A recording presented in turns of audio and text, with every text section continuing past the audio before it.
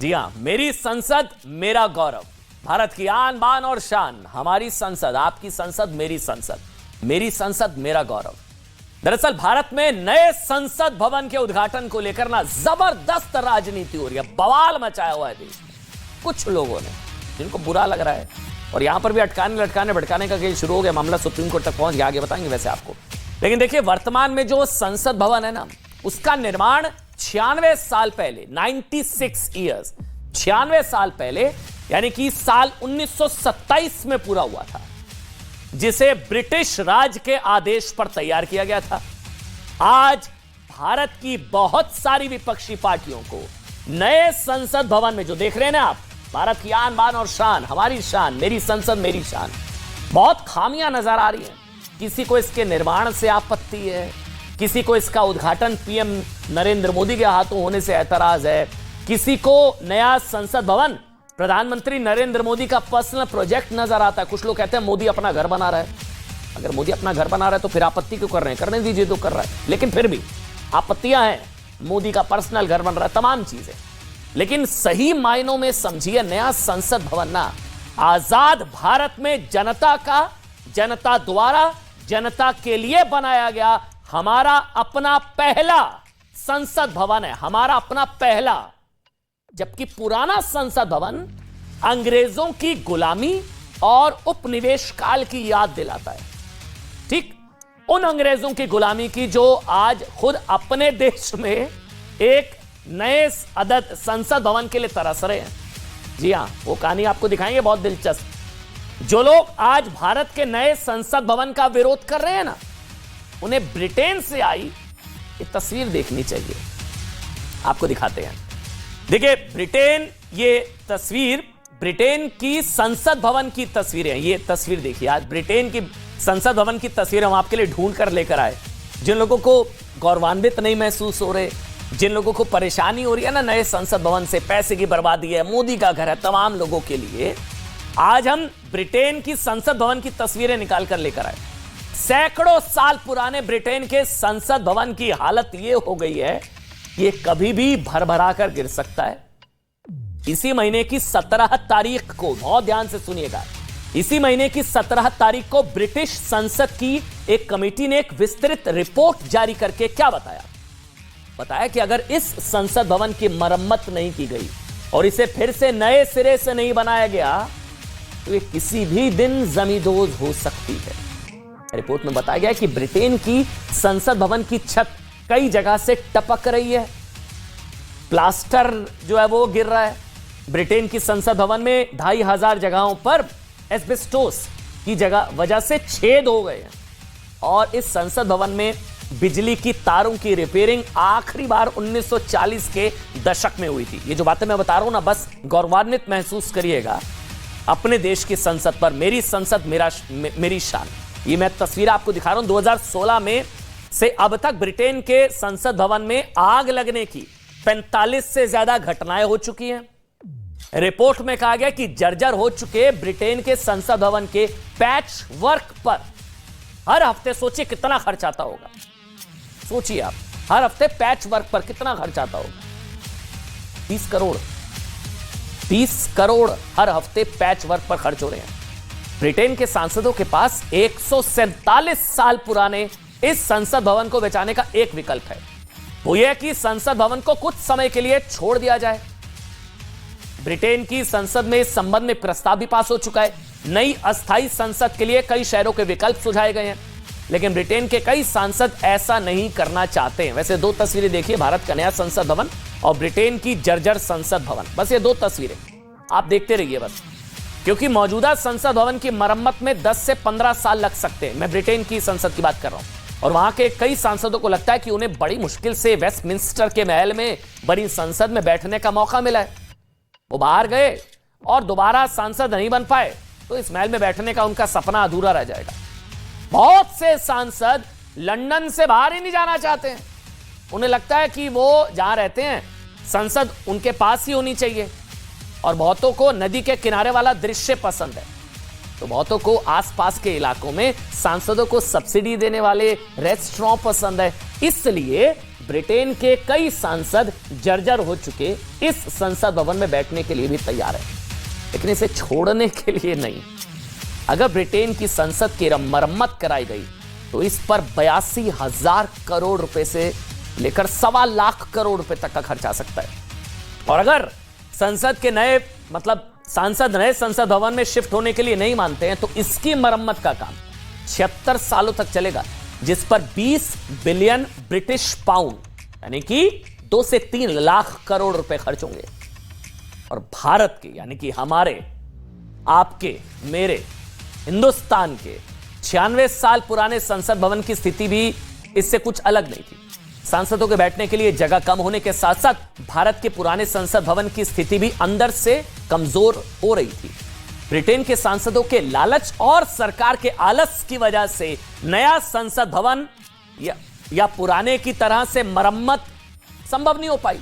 लेकिन भारत ने सिर्फ 2.5 साल के अंदर पहले से बड़े, पहले से सुंदर, पहले से भव्य, पहले से आधुनिक और पहले से मजबूत संसद भवन का निर्माण करके दिखाया। वो भी कितने में, सोचिए ना कितने में। वहां तो एक दिन की मरम्मत में कितने खर्च हो रहे थे, मैंने बताया आपको 20 करोड़ एक दिन की मरम्मत में, और वहां लगते 2 लाख 3 लाख करोड़। हमने सोचिए कितने में बना दी नई संसद। हमने हमारे हिंदुस्तान ने 862 करोड़, सिर्फ 862 करोड़ रुपए खर्च करके, जबकि ब्रिटेन अपनी संसद के पैच वर्क पर हर हफ्ते 20 करोड़ रुपए खर्च कर रहा है। यानी कि जितने खर्च में ब्रिटेन की संसद के सिर्फ 40 दिन तक रिपेयरिंग हो पाती ना, उतने में भारत को यह नया खूबसूरत संसद भवन मिल गया है। आपकी हमारी शान, देश की शान, मेरी संसद मेरा गौरव। देखिए पुराना संसद भवन जो पुराना है, सांस्कृतिक महत्व तो है, देखिए उसका पुराना संसद भवन, इससे बहुत सारी यादें भी जुड़ी हैं, बिल्कुल ठीक बात है। लेकिन ये नहीं भूला जाना चाहिए कि यह संसद भवन आजाद भारत में नहीं बना था। इसे अंग्रेजों ने भारत पर राज करने के मकसद से बनाया था और बाद में ये भारत की संसद के रूप में सामने आया। लेकिन आज भी इसका इतिहास कहीं ना कहीं गुलामी की यादों से तो जुड़ा है ना भाई। अब तो हम आजाद हैं, गुलामी की निशानी क्यों? इसलिए नए संसद भवन का बहिष्कार करने की बजाय विपक्ष को नए भारत की शक्ति का सम्मान करना चाहिए। संसद का सम्मान, संविधान का सम्मान, लोकतंत्र को नमन, जो सिर्फ 2 वर्षों में अपने देश को नई संसद दे सकता है। जबकि भारत में आज भी कई लोगों के नाम वैचारिक गुरु यानी कि अंग्रेज है ना, कहते हैं ना गोरे चले गए गुलाम छोड़ गए। कुछ लोगों को लगता है वो जो कह रहे हैं वो बिल्कुल सही कह रहे होंगे। अंग्रेज जो कहते हैं, अंग्रेज कह रहे हैं भाई, गोरे कह रहे हैं सही कह रहे होंगे, इसलिए हम कह रहे हैं। कुछ लोगों आज भी कई लोगों के वैचारिक गुरु यानी कि अंग्रेज अपने देश में एक अदद संसद भवन के लिए तरस रहे हैं। आज गुलामी की इसी मानसिकता की याद प्रधानमंत्री नरेंद्र मोदी ने भी दिलाई और गृह मंत्री अमित शाह ने भी बहिष्कार के मुद्दे पर कांग्रेस और उसका साथ देने वाली पार्टियों को निशाने पर लिया। सुनिए। आप भी हिंदुस्तान की संस्कृति, हिंदुस्तान की महान परंपराओं के संबंध में बोलते समय कभी भी गुलामी वाली दिनों की मानसिकता में डूब मत जाना दोस्तों। हिम्मत के साथ बात कीजिए दुनिया से। दुनिया सुनने के लिए आतुर है, जिज्ञासा है विश्व को। संसद का नया भवन 28 तारीख को लोकार्पण करने वाले हैं, देश को समर्पित करने वाले। कांग्रेस दल, कांग्रेस पार्टी और उनके साथी राजनीति कर ओछी राजनीति का एक उदाहरण पेश कर उसका बहिष्कार और बहाना बना रहे हैं कि महामहिम राष्ट्रपति इसका उद्घाटन।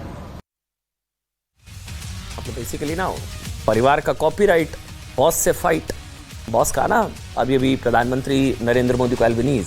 देखिए भारत को आजाद हुए आज 75 साल, आज इस वक्त जब मैं आपसे बात कर रहा हूं 75 साल 9 महीने 27,667 दिन हो चुके हैं। आज भारत की पहचान दुनिया में वो नहीं है जो पहले हुआ करती थी। यानी कि आज दुनिया की नजर में भारत सांप सपेरों, बीमारियों, अकाल का देश अब नहीं रहा है भाई। आज दुनिया भारत को अपना बॉस मानती है। ब्रांड इंडिया की धमक पूरी दुनिया में है। आज हमारे पासपोर्ट की वैल्यू है। आज भारतीय होने पर गर्व महसूस करते हैं जब आप बाहर जाते हैं कहीं। लेकिन वैचारिक तौर पर आज भी ना भारत में कई लोग हैं जो गुलामी वाली मानसिकता से ग्रसित है, जो आज भी ना अंग्रेजों के गुलाम है मानसिक रूप से। लगता है अंग्रेज कह रहे हैं सही कह रहे होंगे, वो कह रहे हैं वो सही कह रहे होंगे, वो अपना संसद भवन नहीं बना पा रहे हैं भाई, और हमें देखिए। और इन्हीं वैचारिक गुलामों के पितामह ब्रिटेन के पूर्व प्रधानमंत्री, हाँ इनकी बात करना बहुत जरूरी है भाई, विंस्टन चर्चिल ने भारत को लेकर एक भविष्यवाणी की थी कि भारत में सत्ता जाहिलों के हाथ में चली जाएगी, सभी भारतीय नेता क्षमताहीन होंगे, जो चिकनी चुपड़ी बातें तो करेंगे लेकिन असल में मूर्ख होंगे। विंस्टन चर्चिल उस सत्ता के लिए आपस में लड़ेंगे और एक दिन भारत इन नेताओं की आपसी तकरार में खो जाएगा। विंस्टन चर्चिल की ये कथित भविष्यवाणी को भारत ने 75 वर्षों के अंदर गलत साबित किया। भारत की क्षमता तो आज इतनी हो गई कि खुद ब्रिटेन पर भारतवंशी राज कर रहे हैं। ब्रिटेन अपनी संसद की मरम्मत नहीं करा पा रहा है, लेकिन भारत 2 साल के अंदर नया संसद भवन खड़ा कर देता है भाई। दुनिया के बड़े बड़े नेता भारत को बॉस कहते हैं। व्हाइट मतलब दुनिया का बॉस भारत है इस समय, समझिए।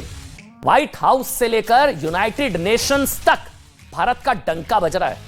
लोगों को शंका होती है, कुछ लोगों को, वो विघ्न संतोषी लोग हैं, कुछ होते हैं, लेकिन चर्चिल की भविष्यवाणी का ना एक हिस्सा जरूर सच साबित हुआ।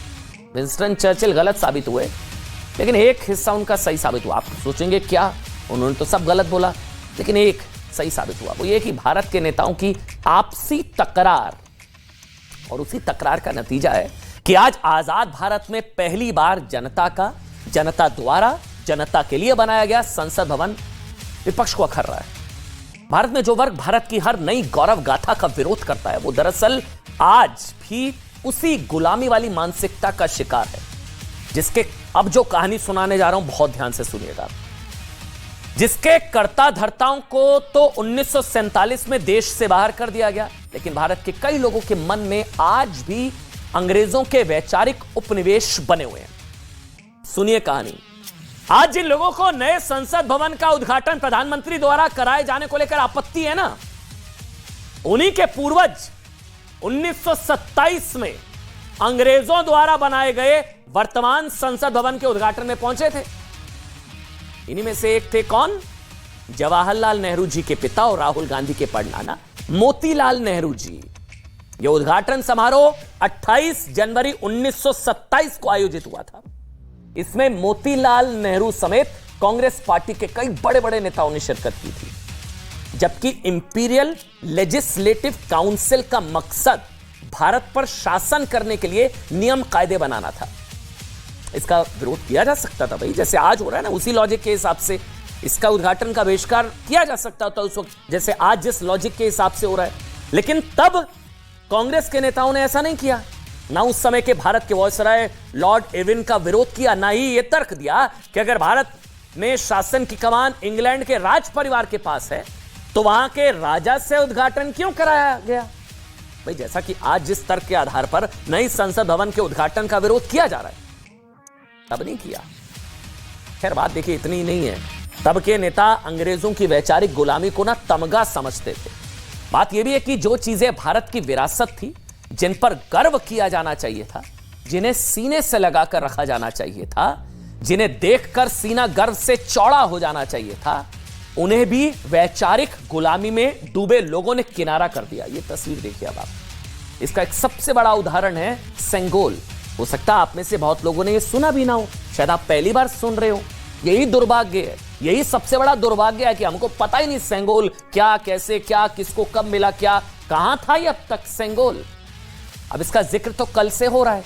चोल राजवंश में सत्ता हस्तांतरण के इस प्रतीक को 28 तारीख को ही संसद भवन में पूरे सम्मान के साथ सेंगोल को स्थापित किया जाएगा। अब सुनिए कहानी।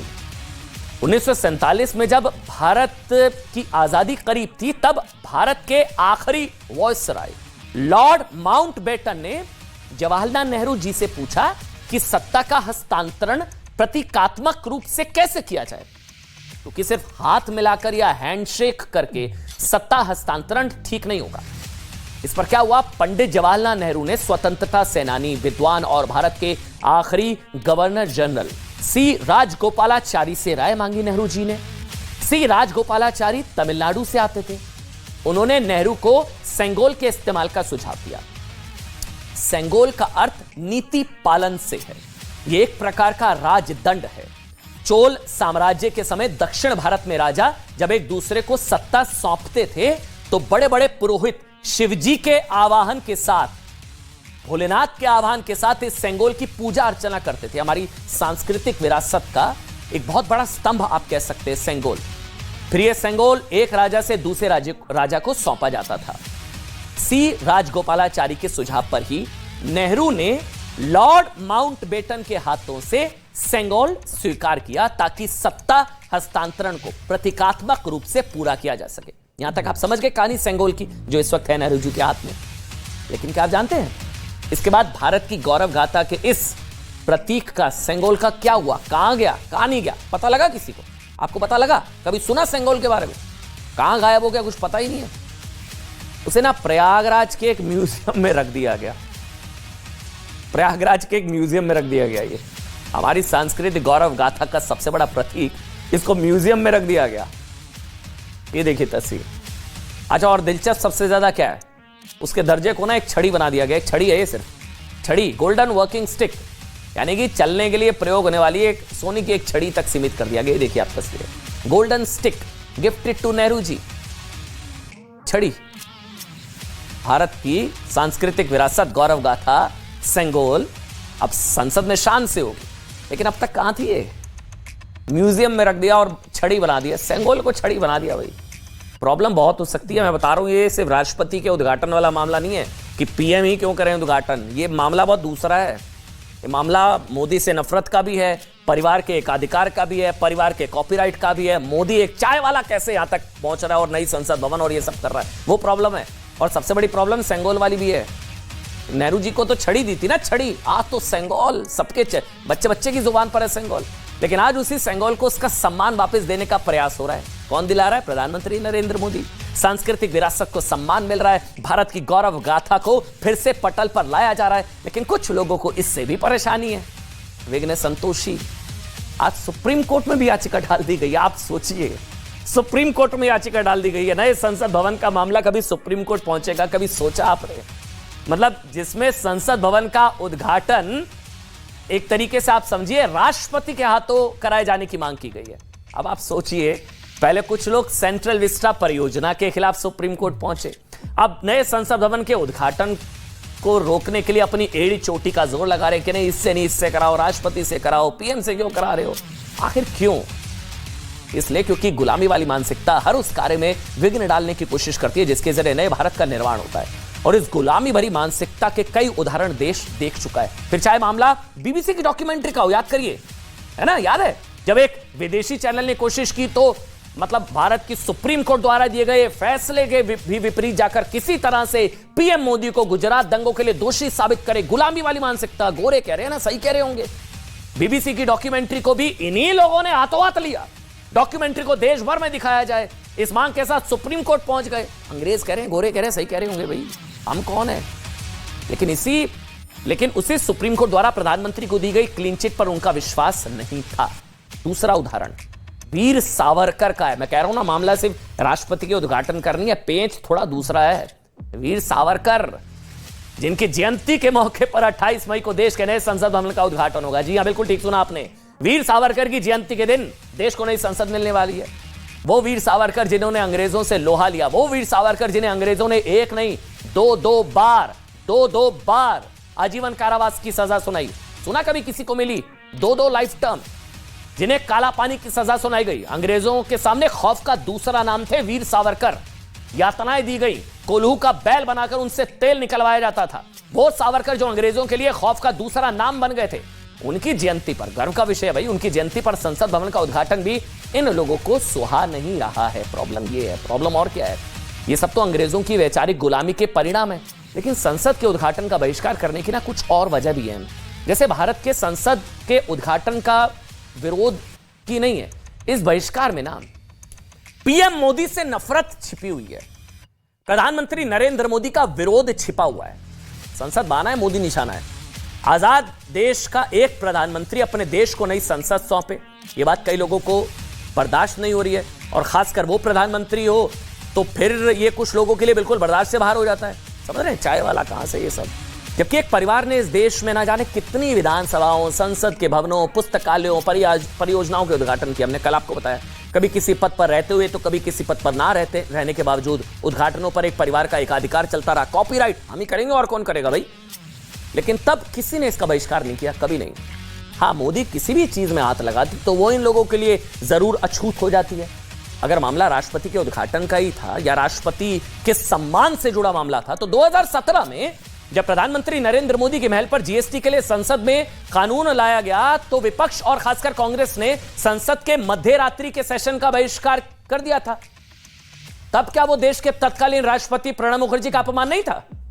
क्योंकि राष्ट्रपति संसद के दोनों सदनों के अभिभावक होते हैं, तब अपमान नहीं था क्या जब मिडनाइट सेशन बाइकआउट किया था जीएसटी वाला? 2019 में जब प्रणब मुखर्जी को भारत रत्न से सम्मानित किया गया, तो सोनिया गांधी, राहुल गांधी, मनमोहन सिंह जैसे बड़े बड़े कांग्रेसी नेता उस समारोह में शामिल नहीं हुए, जबकि वो दशकों तक खुद खांटी कांग्रेसी थे। उनकी गलती बस इतनी थी कि उन्होंने आरएसएस के कार्यक्रम का आमंत्रण स्वीकार कर लिया था और आरएसएस के संस्थापक डॉक्टर हेडगेवार की तारीफ कर दी थी, उन्हें भारत मां का महान सपूत बता दिया था। तब क्या राष्ट्रपति का अपमान नहीं था? भारत रत्न मिल रहा था, तब आप लोग नहीं थे वहां पर। 2021 में जब तत्कालीन राष्ट्रपति रामनाथ कोविंद ने बजट सेशन से अपने पहले अभिभाषण उन्होंने दिया था, तब भी आज की तरह कांग्रेस समेत 16 पार्टियों ने बहिष्कार किया था। तब राष्ट्रपति का अपमान नहीं था क्या? वो राष्ट्रपति को नीचा दिखाना नहीं था? आज कांग्रेस दलील दे रही है कि द्रौपदी मुर्मू को राष्ट्रपति बनाए जाने के विरोध में वो इसलिए थी क्योंकि मुर्मू राष्ट्रपति के चुनाव से पहले यह राजनीति का विषय होता था। लेकिन एक बार जब कोई राष्ट्रपति बन जाता है तो फिर वो सभी पार्टियों का राष्ट्रपति होता है, देश का पहला नागरिक होता है। लेकिन प्रणब मुखर्जी और रामनाथ कोविंद के अपमान के समय ये सोच कहां गई थी? इस साल भी ना, जब बजट सेशन से पहले राष्ट्रपति द्रौपदी मुर्मू का अभिभाषण हुआ, तो उसका भी आम आदमी पार्टी समेत कई विपक्षी पार्टियों ने बहिष्कार कर दिया था। तब राष्ट्रपति का अपमान नहीं था। विपक्ष कह रहा है कि राष्ट्रपति संसद के अभिन्न अंग होते हैं, उनका अपमान नहीं किया जाना चाहिए।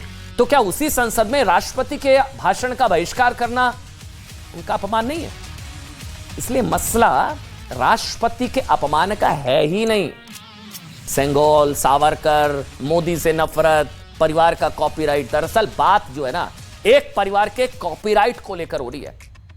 कॉपीराइट को लेकर फाइट की है। आरोपों की भाषा में बीजेपी कहती है कि बात यह कि एक चाय वाला देश का प्रधानमंत्री बन गया, उसने देश को नई संसद दे दी, वही उसका उद्घाटन कर रहा है। ये बात, मतलब आप सोचिए, ये बात भला परिवार की पूजा करने वालों से कैसे बर्दाश्त हो सकती है? हालांकि अब विरोध करने वाले दलों के बीच से ही कुछ लोग बहिष्कार, मतलब ब्रिगेड को आईना दिखा रहे हैं। जो लोग बहिष्कार कर रहे हैं, कांग्रेस के नेता आचार्य प्रमोद कृष्णन को सुनिए। उन्होंने कहा कि भारत की संसद का उद्घाटन भारत का प्रधानमंत्री नहीं तो क्या पाकिस्तान का प्रधानमंत्री करेगा? यह आचार्य प्रमोद कृष्णन ने कहा। बीएसपी, बहुजन समाज पार्टी ने भी उद्घाटन समारोह में शामिल होने का फैसला ले लिया है।